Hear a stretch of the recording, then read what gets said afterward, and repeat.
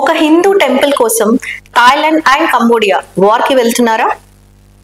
Maps లో గీసిన ఒక్క లైన్ ఇవాళ వేల మంది ఇల్లులు వదిలేసి వెళ్ళిపోయేలాగా చేస్తుందా?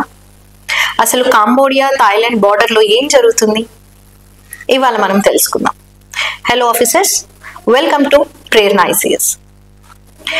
సడన్ గా సౌత్ ఈస్ట్ ఏషియాలో చాలా సైలెంట్ గా ఉండే రెండు countries Thailand and Cambodia hot zone గా మారిపోయింది.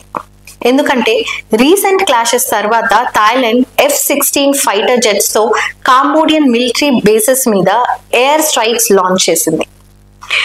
ఒక peaceful temple forest area war visuals గా మారిపోతాయని మీరు ఎప్పుడైనా గమనించారా? కానీ ఇది ఒక సడన్ ప్రాబ్లం కాదు. కలోనియల్ టైమ్స్ లో ఫ్రెంచ్ వాళ్ళు గీసిన అన్క్లియర్ బార్డర్ మ్యాప్స్ వల్ల, ఎస్పెషల్లీ ప్రే విహార్ అనే ఒక హిందూ టెంపుల్ చుట్టూ ఉన్న ల్యాండ్ రెండు కంట్రీస్ ఆ సేమ్ ల్యాండ్ అని క్లెయిమ్ చేస్తూ వచ్చారు. ఇయర్స్ గా టెన్షన్ ఇక్కడ కొనసాగుతూనే ఉంది.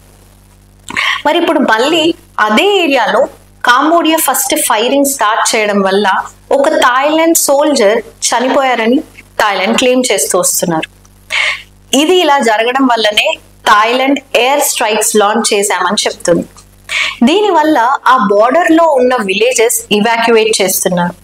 చాలా మంది వాళ్ళ ఇళ్ళని వదిలేసి వెళ్ళిపోవాల్సిన situation. Schools and hospitals close అవ్వడం జరుగుతున్నాయి. ఏ తప్పు చేయని కామన్ పీపుల్ భయంతో బ్రతుకుతున్నారు.